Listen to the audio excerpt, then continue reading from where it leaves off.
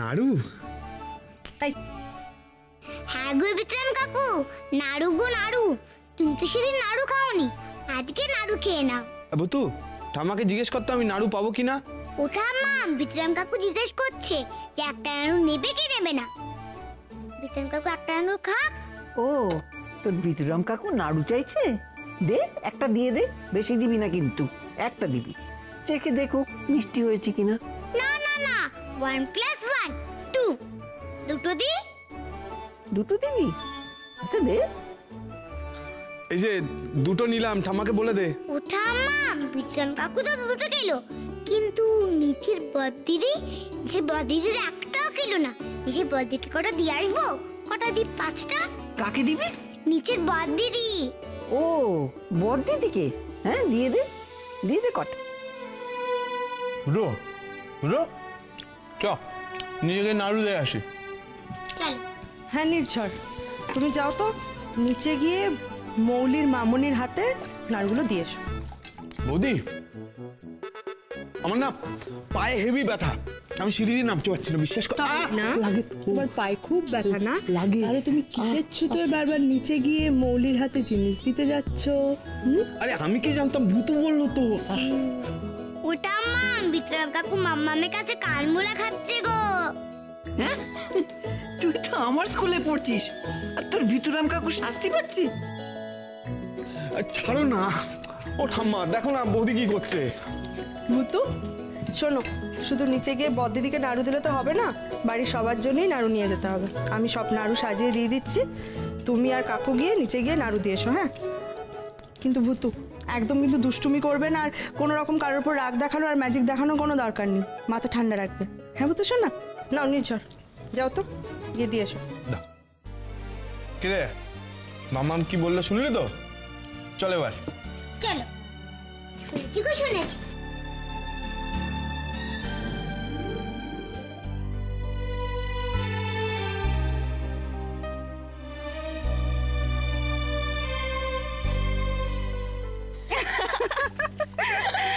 আস্তে আসিস, মেঝে ভিজে আছে।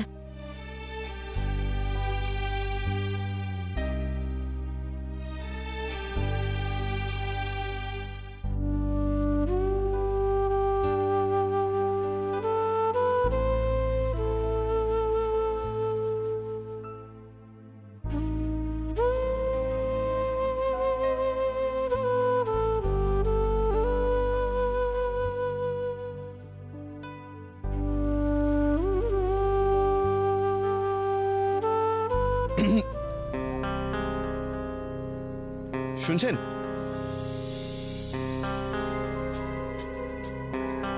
ও বদ্দিদি, নাড়ু এসেছে গো, টপাটপ করে একটা নাড়ু খেয়ে নাও।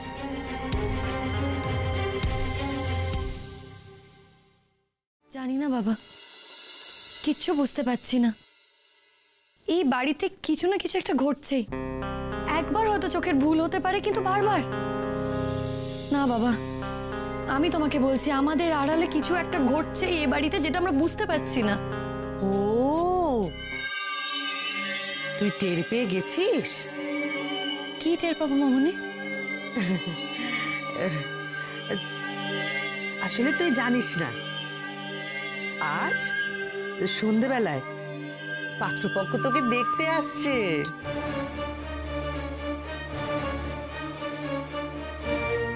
কি শুনতে পাচ্ছিস না? আজ বিকেল বেলায়, মানে সন্ধেবেলায় পাত্রপক্ষ তোকে দেখতে আসছে। একটা সম্বন্ধ করেছি তোর জন্য, আমরা তোকে বিয়ে দেব। না মামনি, আমি বিয়ে করব না। আমি তো পড়াশোনা করতে চাই, আমি তো বিয়ে করতে চাই না। কনক, কনক, আমি বলছিলাম যে হঠাৎ করে বিয়ের কথাটা এলো কেন? মানে ও তো পড়তে চায়। ঢের হয়েছে পড়াশোনা, অনেক করেছে, পড়াশোনা শিকার করবে কি? আরে বাবা, এত পড়াশোনা শিখে সেই সংসারে গিয়ে তো সংসারে ঘানি টানতে হবে, সংসারে কত কাজকর্ম করতে হবে। আর সেই জন্যই তো আমি একটু একটু করে ওকে কাজ করিয়ে কি সুন্দর সুবিধা করিয়ে রেখেছি বলো তো। শ্বশুরবাড়িতে গিয়ে কত সুবিধা হবে। তুমি কিন্তু মেয়েকে লাই দিয়ে আর মাথায় তুলবে না, এই বলে দিলাম। মামনি, আমাকে তো ওরা পরে পড়াশোনা বন্ধও করে দিতে পারে। ও মা, সে তো করবেই। শ্বশুরবাড়িতে গিয়ে তুমি যদি মুখ গুজে সারাদিন বই নিয়ে পড়ে থাকো, শাশুড়ি কি আর সহ্য করবে? সবাই তো আর তোমার মামুনি নয়। আমি বলছিলাম যে আরেকটু ভাবলে হতো না? আমার ভাবা শেষ। এবার তোমার মেয়েকে ভাবতে বলো, তবে হ্যাঁ একটু তাড়াতাড়ি ভাবতে বলো, কারণ এই আপদটাকে আমি খুব তাড়াতাড়ি এখান থেকে বিদায় করতে চাই।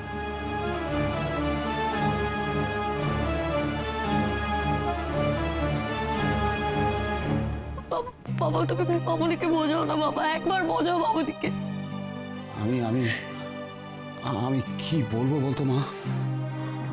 আমার কথা কি শুনবে কেউ? কেন বাবা কেন? কেন আমাকে কেউ একটু পড়াশোনা করতে দেয় না? কেন? দিদি তুমি ভেবো না, বললেই হলো যে বিয়ে হবে। আমি তুমি প্রমিস করছি যে তোমার লেখাপড়া বন্ধ হবে না, হবে না, হবে না, প্রমিস করছি। বিজলি তাড়াতাড়ি কর, তাড়াতাড়ি কর, আর দেরি করিস না। মহারানীকে দিয়ে তো আজকে আর কোনো কাজ করাতেই পারবো না। উনি তো পটের বিবি সেজে বসে থাকবেন, আর আজকে কাজ করানোটা ঠিকও হবে না, খুব দেখতে খারাপ লাগবে। ভাতৃপক্ষ যদি আবার পছন্দ না করে। না বাবা, দরকার নেই, দরকার নেই। এই বিজলি, বিজলি দেখ কি নোংরা, কি নোংরা, কি নোংরা। ইস, এই জায়গাটা পরিষ্কার কর, শিগগিরই পরিষ্কার। মুচ্ছি একটু জিরোতে দাও তো। বাবা এমন করছো যেন পাত্রপক্ষ বাড়ি দেখতে আসবে। হ্যাঁ, তা তো অবশ্যই পাত্রপক্ষ তো বাড়ি দেখতে আসবেই। আর শোন, আমি তোকে একটা কথা বলছি, ওই আপদটাকে বিদায় করতে গেলে কিন্তু একটু খাটাখাটনি করতেই হবে, কোনো কথা বলা চলবে না। নে নে, চল চল চল চল, আর কোনোভাবে সময় নষ্ট করিস না। নে, এই সমস্ত জায়গাগুলো পরিষ্কার করতে হবে। সে কি নোংরা। হলো, দেখো ভেতরে কি ময়লা, আমার চুল নষ্ট হয়ে যাবে। চুল নষ্ট হয়ে যাবে? নে, চুলে একটা কাপড় বাঁধ, তাহলে দেখবি সব ঠিক হয়ে যাবে। নে নে নে নে, চল চল চল, দেরি করিস না, তাড়াতাড়ি তাড়াতাড়ি যা করার তাড়াতাড়ি করতে হবে। ইস, এইখানে দেখো। কি করছো গো তোমরা এখানে? ঘর পরিষ্কার করছো? আমি হেল্প করবো? ইস, এই টেবিলের কি অবস্থা দেখো, বই খাতাগুলো ঠিকঠাক জায়গায় নেই, টেবিলটা নোংরা, কি অবস্থা। বিজলি দেখ এই টেবিলটার কি অবস্থা দেখ। আর বই খাতাগুলো কেন ছোট মেজোরা ঠিকঠাক জায়গায় রাখে না বলতো? টেবিলটার কি অবস্থা, ভালো করে টেবিলটা পরিষ্কার কর।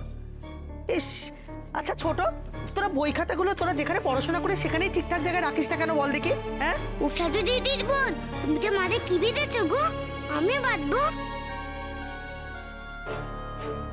অভিষেক দিদি, টেবিলটা কি নোংরা হয়ে আছে গো? দেখো না, সব সময় তো বড় দিদি পরিষ্কার করে, আজকে তুমি পরিষ্কার করে দাও না গো। যদি বড় দিদি টেবিলটা না পরিষ্কার করে তাহলে তো কলচিতে বকে। বিজলি, এই টেবিলটার কি অবস্থা দেখ। তুই এক্ষুনি পুছে গেলি না? এক্ষুনি পুছে গেলি তো? দেখ দেখ কি অবস্থা। ইস, নে, এগুলো তুলে ভালো করে পরিষ্কার করতে হবে, চকচকে করে কর। আমার পুরো গা বমি করছে এই টেবিলটাকে দেখে। আর যাই হোক, মৌলিটা কিন্তু কাজে কর্মে ভালো। কনক, ও, তুমি চলে এসছো? তুমি মিষ্টি এনেছো। এই শোনো না, মিষ্টির প্যাকেটগুলো তুমি রান্নাঘরে গিয়ে রাখো না। এই এই এই ছেড়ে দাও, ছেড়ে দাও, ছেড়ে দাও। ছোট ছোট ছোট, এদিকে রাখ, তাড়াতাড়ি আয়, তাড়াতাড়ি আয়। এই প্যাকেটগুলো গিয়ে ওই রান্নাঘরে গিয়ে রাখতো। মা, সকাল সকাল আমি কাজ করতে করতে ফেড আপ হয়ে যাচ্ছি। কনক, বলছিলাম যে আরো একটু ভেবে দেখলে হতো না? মানে মেয়েটা যখন চাইছে না এখন বিয়ে করতে, তখন। এই শোনো, তোমার মেয়ের জন্য একটা টাকা আমি আর খরচা করতে পারবো না। আমারও তো সন্তান আছে গো, তাদের ভবিষ্যৎ তো রয়েছে। তুমি বাবা হয়ে এরকম একচোখা হলে কি করে বলো দেখি? হ্যাঁ,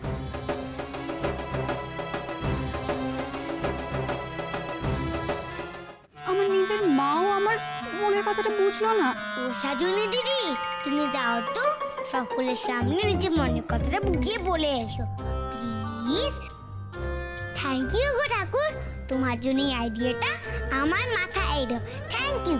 এরপর বড়দিদিরও বিয়ে আটকে যাবে, আর বড়দিদি পরের সাথে সাজনী দিদির বিয়ে হয়ে যাবে। Thank you.